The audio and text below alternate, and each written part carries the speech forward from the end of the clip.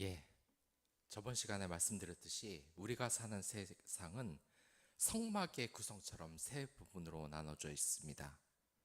그 세 가지는 지성소, 성소, 뜰입니다. 우리가 사는 이 세상 또한 세 부분으로 나눠져 있다는 사실을 여러분들 기억하시길 바라겠습니다. 가장 최악의 사람이 어떤 것이겠습니까? 이 뜰의 세계만 아는 사람입니다. 그리고 그 뜰마저 하나님께 드리는 장소가 되는 것이 이번 장의 이야기인 것입니다. 일단 사람이 죄를 지으면 다시 하나님 앞에 함부로 나설 수가 없습니다. 그러다간 우리의 죄 때문에 죽기 때문입니다. 그렇기 때문에 우리는 자신을 성결하게 해야 해요. 그래서 이 뜰에서는 하나님께 드리는 제사가 이루어집니다. 이 동물 제사를 지내기 위해 기구들을 어떻게 만들어야 하는지 이야기를 하는 것입니다. 여기에서 먼저 번제단을 어떻게 만들지 이야기하는 내용이 1절에서 8절까지 나옵니다. 그리고 성막뜰에 관한 지시가 9장부터 19절까지 나와 있고 등불과 기름에 관한 지시가 20장과 21장에 나와 있습니다. 요즘은 당연히 동물 제사를 드리지 않죠. 예수 그리스도의 피가 있기 때문에 이제 싸구려 동물의 피를 필요로 하지 않는 것입니다. 그러나 아직 예수님이 오기 전에는 우리가 죄를 지었을 때 하나님께 제물을 드려 피값을 내야 했습니다. 그렇기에 뜰에는 동물의 피값으로 드릴 수 있는 이 제단이 있었어요. 그리고 이 제단에서 동물을 죽여 피를 내고 그것을 불에 태려 화제로 드렸습니다. 이 제단은 지성소와 그렇게 거리가 멀지가 않았습니다. 이게 그러니까 우리가 사는데 쓰레기 소각장이 아파트 바로 옆에 있지 않잖아요. 얼마나 이걸 하면 뜨겁겠습니까? 지금 여름이라서 덥기도 한데 이스라엘도 이 더운 사막 광야에서 이러한 번제를 드렸던 거예요. 이것은 왜 그렇게 해놨습니까? 바로 하나님 앞에 나서기 전에 우리의 죄를 모두 불태우는 것이 그만큼 중요했기 때문에 이 성소 앞에 번제단이 있었던 겁니다. 이 제단의 넷불 위에 그 뿔을 만들어서 이렇게 놔뒀는데 왜 뿔을 그 위치에 놓았을까요? 이 뿔들이 뭐길래? 나중에 보시면 알겠지만 제물의 피를 이 네 뿔들에 바릅니다. 이것은 제단 뿔이 어떤 의미가 있다는 것을 이야기하는 거예요. 구속사적 의미가 있는데 우리의 죄가 용서받는 것과 관련이 물론 있습니다. 그렇기 때문에 그 열왕기상을 보면 아도니아와 요압이 자신의 죄를 용서받기 위해 제단의 뿔을 잡은 적이 있어요. 그렇기 때문에 이 제단의 뿔이 단순한 장식품이 아니라 구원의 수단적인 의미를 가지고 있다는 것을 여러분들 알아야 합니다. 그 유대 주석가 사르나가 한 말인데 제단뿔이 전통적으로 힘과 능력 그리고 풍요를 상징한다고 말을 합니다. 그리고 이 제단은 흙으로 만들라고 20장에서 말을 했습니다. 만약 돌을 사용하는 경우에는 다듬은 돌은 절대로 사용하지 말라고 출애굽기 20장에서 나와 있죠. 그 이유가 뭐냐면 돌을 다듬기 위해 정을 사용하는 것이 이 제단을 부정하게 한다고 생각했기 때문입니다. 그런데 여기 본문을 보면 전혀 달라와요. 이 27장을 보면 이 제단에서 조각목과 놋을 사용하는 일에 대해서 이야기를 하고 있어요. 1절과 4절에 나와 있지요. 이 차이점이 대체 뭘까요? 20장에서는 함부로 정을 사용하지 말라 그러고 27장에서는 오히려 정확한 치수까지 알려주면서 이 제단을 만들라고 한 이유 말이죠. 성경을 배우다 보면 우리가 좀 이해한 이런 모순되어 보이는 것이 굉장히 많이 등장합니다. 예수님이 대표적으로 이러한 행동을 많이 하셨습니다. 율법을 지키는 유대인을 비난하면서 자신은 율법을 폐하러 온 것이 아니라고 이야기를 합니다. 여태까지 25장과 26절은 성막 본체에 대한 이야기를 했습니다. 그러니까 성소와 지성소 안에 설치될 이 기구들에서 이야기를 했어요. 그리고 27장에서는 이제 뜰에서 어떻게 해야 되는지 말을 합니다. 아직까지 확실한 설명은 못하겠습니다. 아무튼 여러분들 이 뜰에서 이 제단을 이렇게 정확한 치수까지 주며 말하는 것은 두 가지 뜻이 있는 것 같아요. 출애굽기 20장에서 정을 사용하지 말라는 것은 하나님께 인위적인 예배를 드리지 말라는 그러한 말씀이고, 오늘의 말씀 27장은 하나님께 드리는 제단인데 정성을 다해서 드리라는 의미로 생각하면 될 것 같습니다. 아무튼 이 놋제단은 하나님께 드릴 제물을 태우거나 예물을 드리는 장소예요. 굉장히 중요한 의미가 있다는 것을 알고 계실 겁니다. 그리고 성막들은 백성들이 하나님께 나와 제사를 드리는 아주 거룩한 장소입니다. 여기에서 우리가 살펴봐야 하는 것은 하나님의 성소로 나아가기 전에 먼저 우리의 죄를 씻어야 한다는 것이에요. 그 방법이 바로 동물 제사를 드리는 것이죠. 우리의 죄값을 대신에 동물의 피로 바치는 것입니다. 물론 우리의 죄가 너무 크기 때문에 이 동물의 피로 모든 것이 깨끗하게 닦여지고 마무리될 수는 없습니다. 우리의 죄가 마치 자동차 한 대 값이라고 하면 내가 지금 돈이 없다. 그러니까 자동차의 한 대 값은 주지 않고 킥보드 살 수 있게 한 50만 원만 주고 끝낼 수는 없는 겁니다. 뉴스에서도 우리가 분노하는 이유가 그것이죠. 정말 파렴치한 범죄를 저질렀는데 형량이 너무 적으면 우리는 분노를 합니다.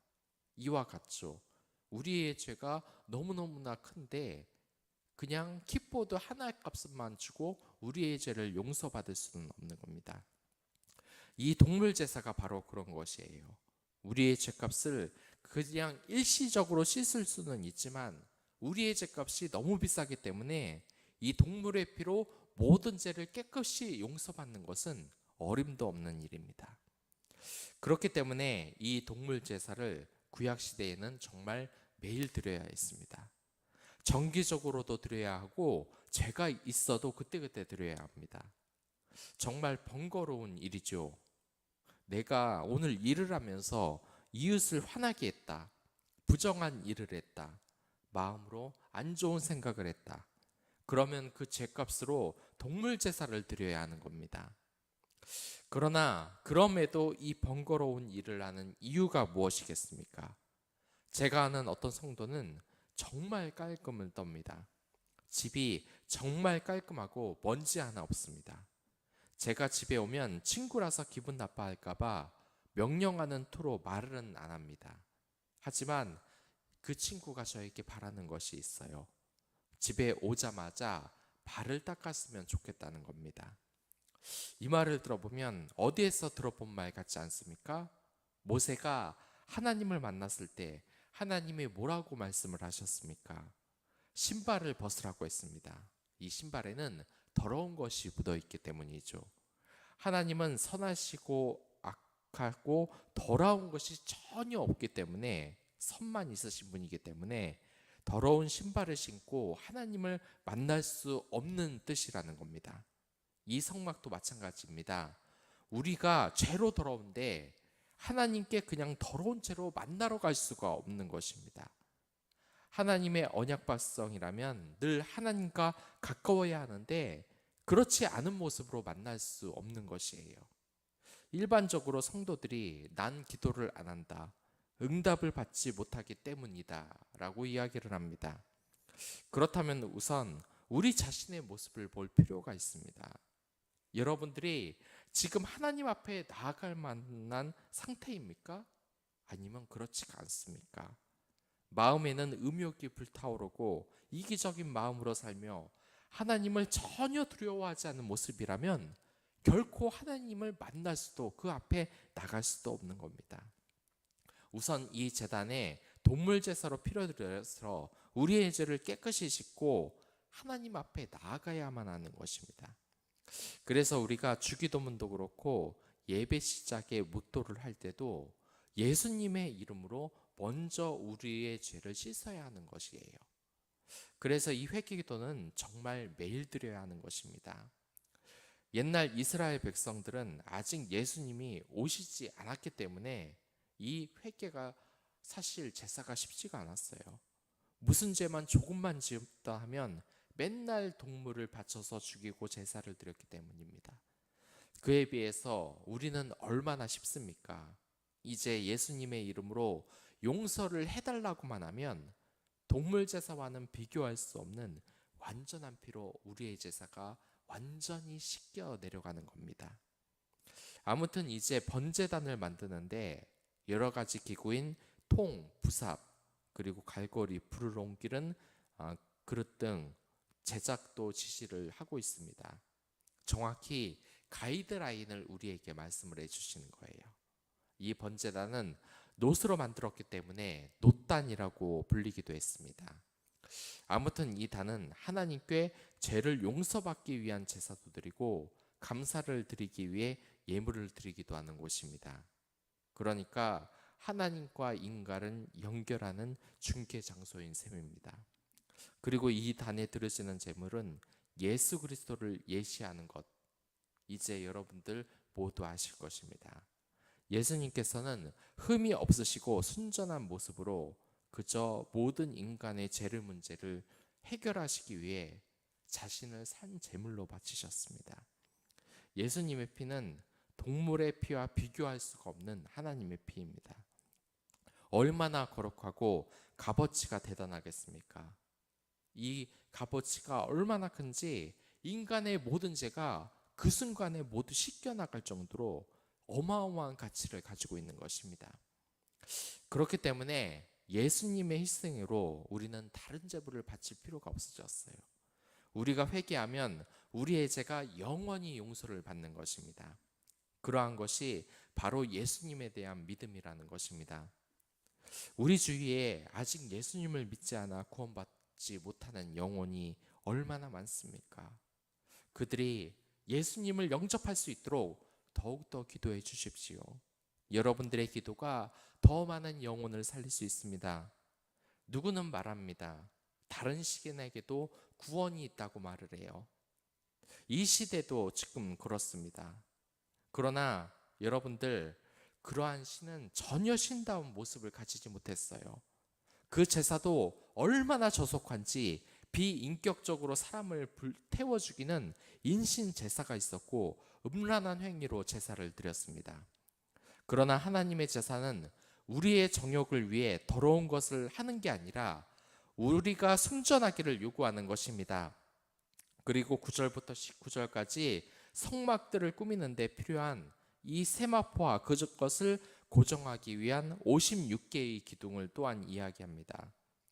또한 동쪽 문, 그러니까 이 동쪽 문은 성막의 입구 앞쪽을 말합니다. 거기에 4개의 기둥을 만들라고 이야기하고 있습니다. 여기에서 성막들을 둘러싸고 있는 이 성막의 울타리는 하얀 세마포로 안과 밖을 경계를 짓습니다. 그리고 동쪽에 있는 출입문은 약 9m의 크기로 하나님의 처소인 뜰로 들어갈 수 있는 유일한 장소입니다. 이것을 보면 또 하나 생각나는 것이 있죠. 예수님이 하나님께로 나아가는 유일한 길, 양의 문에 되신다는 그 요한복음 10장의 말씀입니다. 이 성경을 배우다 보면 여러분들 여태까지 이런 25장, 26장에 대해서 이야기를 했는데 하나하나가 모두 예수님을 예표하고 있습니다. 25장, 26장은 이 성막 본체에 대한 얘기를 했고, 그러니까 성소와 지성소 안에 들어갈 설치될 기구에 대해서 이야기하고, 27장은 뜰에 대해서 이야기했습니다. 뜰, 성소, 지성소 어느 곳 하나 예수 그리스도를 예표하지 않는 곳이 없는 겁니다. 이미 등잔대에 대한 내용은 또한 25장에서 제가 이야기를 했습니다. 그리고 오늘 본문에는 20절과 21절에 등대의 연료 및 그 사용 방법에 대해서 이야기를 하고 있습니다. 이처럼 등잔대가 어떻게 만들어졌는지에 대해서도 이야기를 하고, 또한 등잔대의 기름을 이렇게 자세히 설명하는 이유가 무엇이겠습니까? 그만큼 중요하다는 것입니다. 이 성막은 4개의 성막으로 덮여 있는데 그렇기 때문에 밤이 되면 어두울 수밖에 없습니다. 그래서 이러한 불은 어둠에 있는 실내를 생명력이 넘치게 하는 역할을 하는 거예요. 그러니까 죄로 인해서 어두워진 인간의 마음을 회복시켜주는 예수님의 빛을 의미하는 겁니다. 여기에서 이 등잔대 기름으로는 감람 열매, 그러니까 올리브 열매가 사용이 됩니다. 이 올리브 열매는 지방 함유량이 60% 이상으로 어느 열매보다 많은 기름이 나옵니다. 그리고 질도 좋고 향기도 좋아서 고대부터 향유로 쓰이고 식용유로 쓰였습니다. 지금에도 많이 쓰이고 있죠.